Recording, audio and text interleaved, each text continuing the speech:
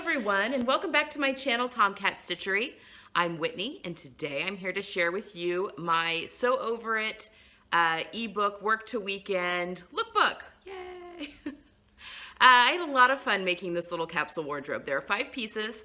I didn't do any of the dresses. I did all of the, or jumpsuits, all the one pieces. I did everything as separates for this time around. Number 1, to make it a little quicker, and number 2, that's what I tend to wear, and I wanted to kind of try out fit and stuff on a lot of these patterns. So without further ado, let's dig in. First of all, I have 2 pairs of shoes that I paired with this collection. The infamous sock boots, which we've been over a million times, so I won't talk about those much, but I did get a new pair of shoes, and let me grab them. These are soft, S-O-F-F-T. Aren't these cute? I got these at Nordstrom. They had a shoe sale, oh gosh, not that long ago. But I picked these up, and I love the blue-gray color of them. And I love the kind of cutout. I have short legs, so I love that that gives me just it's an ankle boot, but gives me a little bit more leg to kind of play around with for length. It's got a perfect heel. The cutouts, oh, I love these things. So anyway, just got those. I'll see if I can find a link to them, but I got them from Nordstrom's again, so I'll post that down below if I can find something. Since they're on sale, I'm not sure what the deal is, but if I can find something, I'll put it there. Okay, so that's it. Those are my 2 shoes I put with this capsule. So we'll start with the tops, then we'll go on to the bottoms, and then we'll talk about the coat last. So first things first is my IDI Blouse, or top, knit top. You guys have seen this. I did the whole tutorial. This is my men's sweater that I refashioned into the IDI top, and I did the narrow shoulder adjustment and stuff. It has I reattached the original cuffs onto it. I left the original bottom hemband there. Yeah, nothing really new here. I love this thing. I've worn it a lot, and I've even washed it in the washing machine.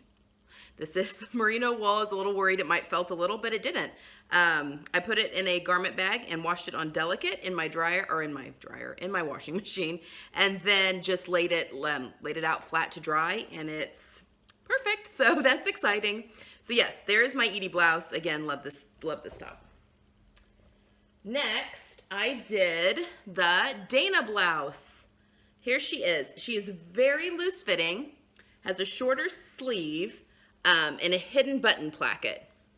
Now there are no darts on this pattern, which always makes me, there's my buttons and the hidden button, always makes me nervous to do anything without darts. But I did the same narrow shoulder adjustment that I did for the IDI top. I did it the same way. I think it turned out really great. And I have enough room in my bust. So that's also very exciting. Now, one thing I will say about this is not the cropped version. This is the, let's see, there's a dress, there is a blouse version, and then there's a cropped blouse version. And I just did the regular blouse version.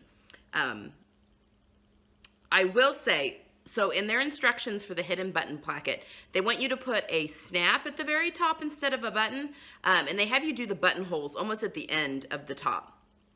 What I did, because I read ahead for once on my instructions, I highly recommend that. I don't always do it, but it can be very beneficial if you read through the instructions first. And if you want to switch things up, you can before it's too late.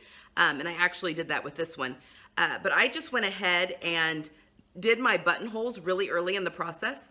And I just wanted to make sure that I left enough of that seam allowance at the top so that the buttonhole wouldn't obviously get caught in the seam allowance. That would be an issue.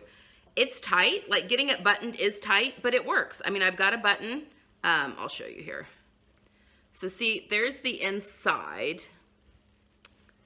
And you can see there's the bias binding and where it wraps into that hidden button placket. So look, my buttonhole is really close to that stitch line for the neckline, but I can still get the button in just fine. So I just liked it better that way, as opposed to doing a snap or a press stud, whatever you want to call it. I really enjoy having the buttonhole there instead. So anyway, that's my recommendation for that. Just put your buttonholes in a lot earlier in the process, and you can do buttonholes all the way up. But I love this top. I love the fabric. I love how it turned out. This is going to get worn with actually quite a few things, jeans and everything else. I loved it tucked into the skirt and the pants, which you will see here in a minute. Yeah, great little blouse pattern, and I'm totally going to make the dress. I think this would be a very cute and relaxed fall and winter dress with tights. Okay, the bottoms. First, we will do my Camille trousers. Guys, I love these. The color, everything about them is so wonderful. I was wanting a pair of like high-waisted pleated pants for the fall. these like tick all of my boxes.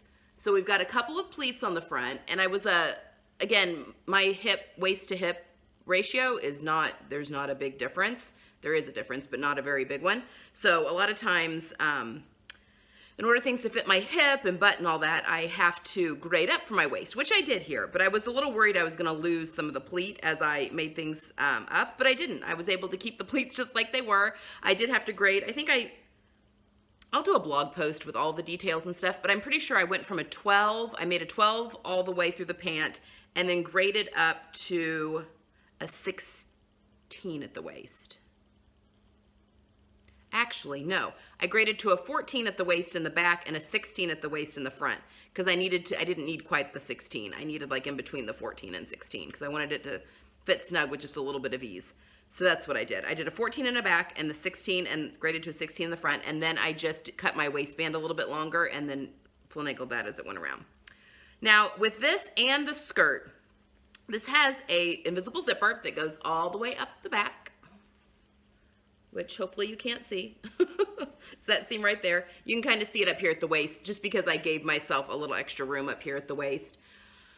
I do not like invisible zippers that go through waistbands. It gets chunky there. It's hard to zip them up, so they break. They don't do well with a lot of stress. I mean, even without a body in it, I'm zipping and unzipping it right here. It's difficult.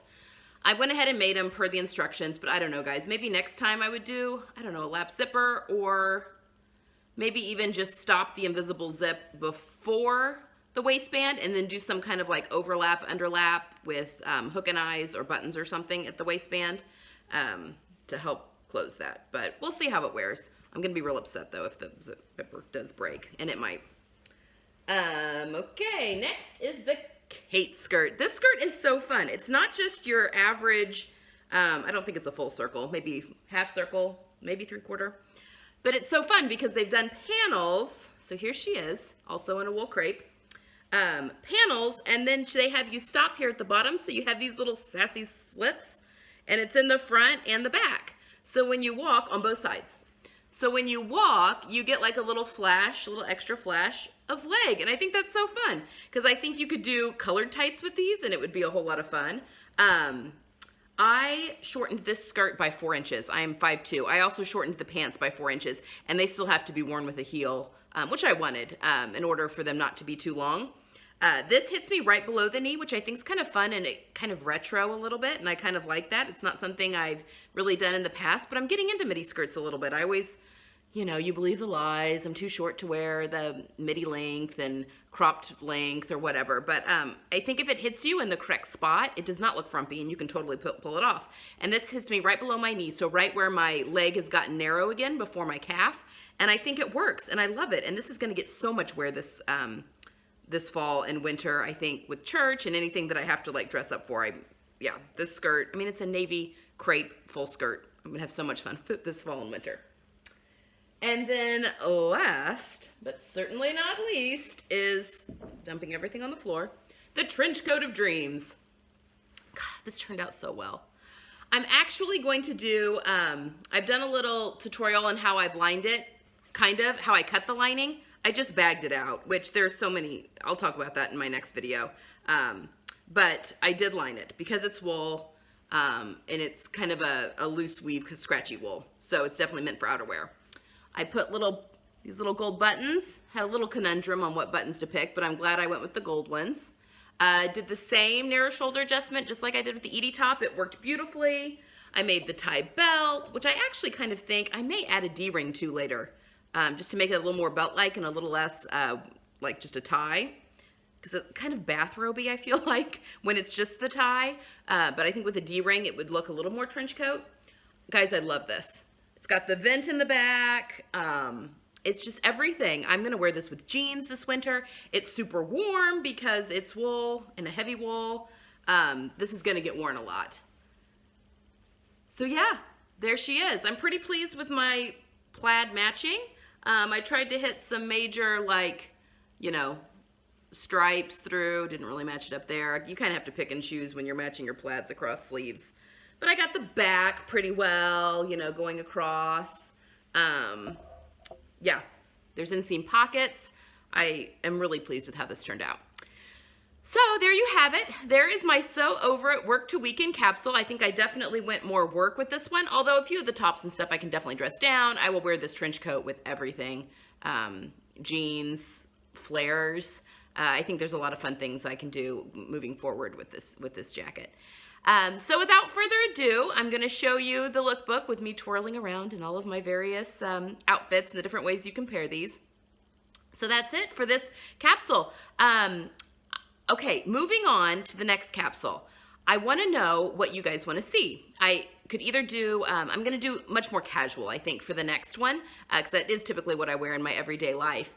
I was thinking either going more big four and doing maybe some Mimi G patterns from the Simplicity line, or the Simplicity patterns, the Mimi G line, and doing some more casual, maybe throwing in some jeans, one for jean patterns, and a bomber jacket maybe, and then some, more casual tops and stuff.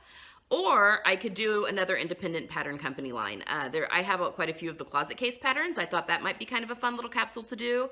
I've made the ginger jeans a whole bunch, but I thought maybe I could try doing the Morgan jeans and going that route. So let me know. Post some comments. Let me know down below what you'd like to see next for my next little capsule. My next video, I think, is going to be my little lining tutorial for the Anna trench coat. And then I've got... let's see what else we've got moving forward. I am heading on vacation next week.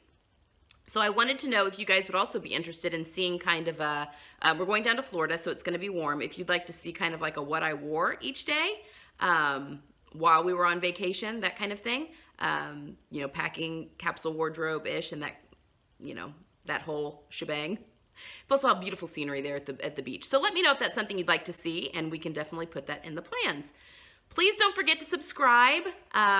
It's just so much fun chatting with you guys through YouTube, and I would love for more people to be able to find us. And give me a thumbs up if you like this. Again, that helps me plan videos for the future, knowing what you guys like and maybe what wasn't quite as interesting, so that I'm just repeating the ones that you really want to see.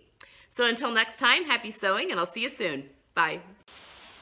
And there she is, my Sew Over It capsule wardrobe, their Work to Weekend ebook.